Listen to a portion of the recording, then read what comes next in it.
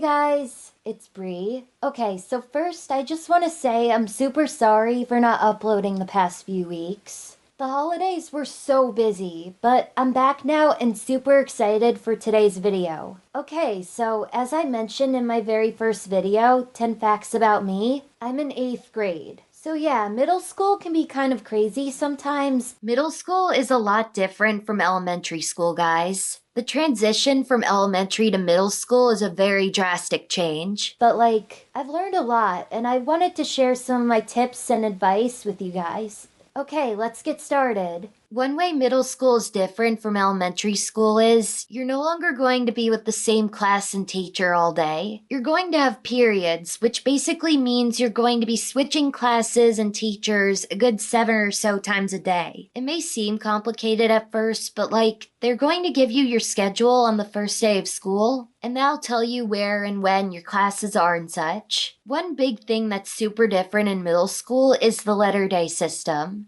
Instead of having the same classes every single day, most schools use letter days, like A days, B days, and so on. Your schedule will tell you which classes you have on each letter day, so make sure you look at it carefully. At first, it can feel super confusing. I remember on my first day of school, I showed up to gym class on the wrong letter day and sat there for 10 minutes before realizing I was in the wrong place. I had gym on B days, and it was an A day. Thankfully, my gym teacher was really nice about it, and she helped me figure out where I was supposed to be. What really helped was taking a picture of my schedule on my phone and using a planner to write out my homework for each day. Oh, and my friend Maddie taught me this cool trick. Color code your binders and notebooks for each letter day. For example, I used blue for A day and green for B day. That way I didn't have to remember everything in the morning. I'd just grab the right colors and go. It saved me so much stress. Another exciting part about middle school is that you can join clubs and sports teams. In elementary school, there weren't nearly as many options, but in middle school, there's something for everyone. You can join the art club, which is what I did, drama club or theater club, whatever it is at your school, debate team, student council. Of course, I was never popular enough for that. An anti-bullying club, maybe. My school doesn't have that, but they do have a Helping Hands Club, which I'm part of. Or even try out for sports teams like basketball, soccer, or cheerleading, like I did. I did cheer in elementary school, but when I got to middle school, I had to try out and make the team in order to continue. I was nervous, especially because of how strict one of the coaches was. There were 2 of them, and I ended up making the team and got to keep doing what I love. Yay! I was selected to be a tumbler because I was able to do back handsprings and stuff, and was really good at it. My gymnastics skills really paid off. So yeah, clubs and sports are great because you get to meet people who like the same things you do, and it's a great way to make friends. Being part of a club or team helps you feel like you belong and gives you a chance to do something fun outside of class. Also, another thing, you're no longer going to have recess. I know, it's sad, it's disappointing, but it's one of those things you're actually going to get used to once you transition out of elementary school. And also another difference between elementary school and middle school is that you're going to have your first big exams, like midterms and finals and stuff like that. Now, the beginning of middle school will start in either 5th grade, 6th grade, or 7th grade, depending on what district you're in. For me, it was 6th grade. Now, this year is all about transitioning, like it's your first year of middle school. And trust me, it feels overwhelming at first. I remember on my first day, I got lost trying to find a few of my classes, and I was totally panicking. I had to ask older students and teachers for help, and most of them were really nice and helped me find my way around and everything. Okay, another thing to expect in 6th grade is homework, a lot more than in elementary school. I definitely wasn't ready for that. My biggest lesson that year was learning how to manage my time, which is where the planner I mentioned earlier really came in handy. Oh, and making friends feels a bit different in 6th grade because, you're not with the same group of kids all day like in elementary school. But, it's also cool because you meet a lot of new people. Okay, next up is 7th grade, or whenever your second year of middle school is. This is when you start to figure things out.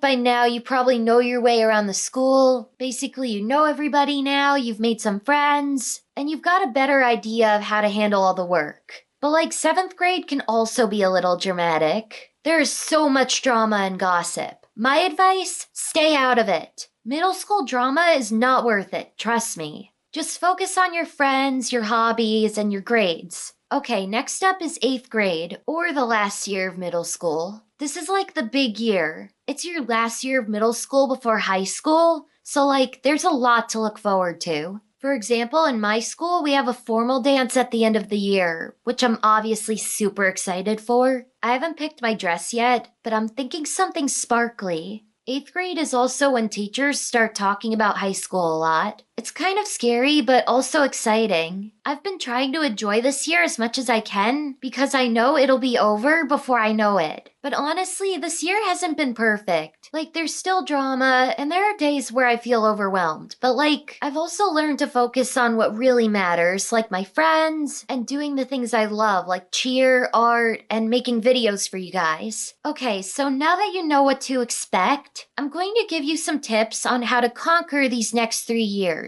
Okay, so first tip, and this is like super important. Just be yourself. I know everyone says this, but it's true. Like, don't feel like you have to change who you are to fit in. People will like you for you, and if they don't, then they're totally not worth it, and you deserve better. Take me, for example. I have very childish interests for my age. For example, stuffed animals, cartoons, and stuff like that. I'm a huge kid at heart, guys, and like, I'm not one bit ashamed of it.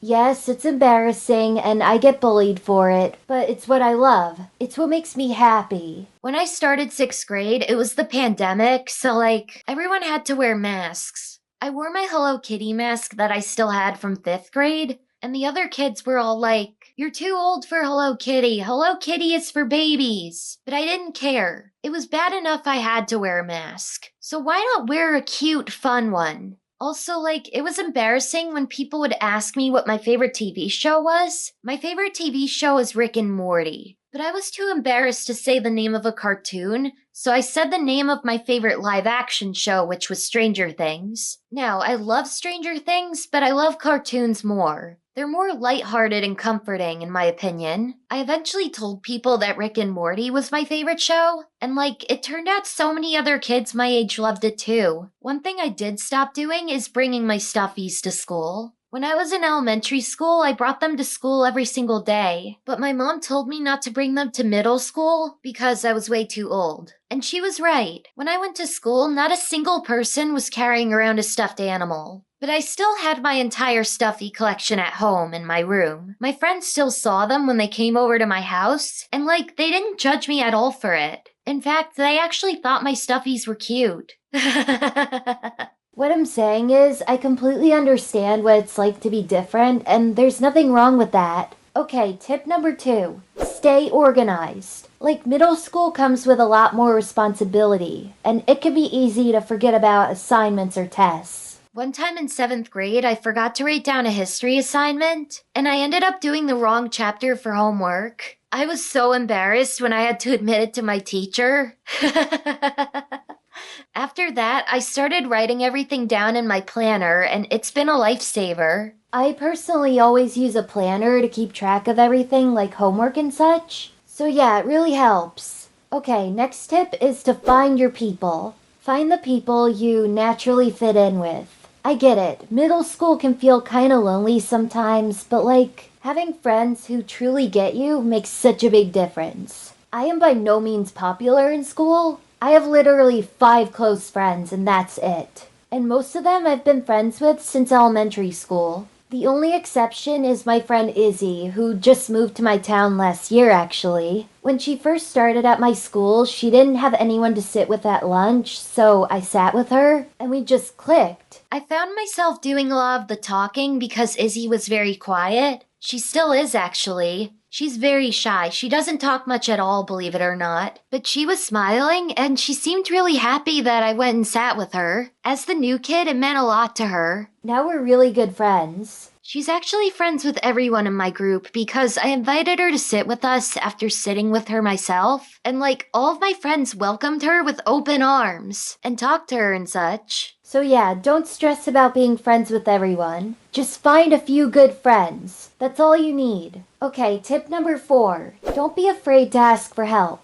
Whether it's from a teacher, a parent, or a friend, it's okay to admit when you don't understand something. Trust me, it's better to ask than to stay confused. Okay, this next tip is huge. Don't overwork yourself. Like, I know it's tempting to try to do all the things like school, sports, clubs, and everything else, but like, it's super important to take breaks and just chill sometimes. During 6th grade, I was already doing cheer, but decided to do cross country, swimming, lacrosse, and theater on top of that. I was so exhausted all the time. Eventually, my mom was like, Bree, you need to slow down. So, like, I dropped all of the activities I just listed, still doing cheer, art club, and helping hands club, of course, and I instantly felt so much better. So yeah, self-care is like so underrated. And finally, just be kind. Be really, really sweet. Middle school can be tough for everyone, so like, a little kindness can go a long way. Compliment someone's outfit. Help new students find their way around or with their locker or something like that. Or like, just smile at people in the hallway. On the first day of school, I saw my friend Jess's little brother Ryan in the hallway. It was his first day of 6th grade, and he was having trouble finding one of his classes. So like, I helped him out. And guess what? He found his class. His class was very easy to find. It was literally right there, but he had trouble with the letter day system. I told him it's an A day because that's what the first day of school always is, and you go to your A day classes. It was all good. Also, if someone is sitting by themselves in the cafeteria, go sit with them. That's what I did, as I mentioned earlier. So yeah, like, it's the little things that make a big difference. Okay, so that's it for my middle school survival guide. Thank you so much for watching, and I really hope my tips help you guys out. If you like this video, don't forget to like, subscribe, and hit the bell so you don't miss any future videos. I'll see you guys next time.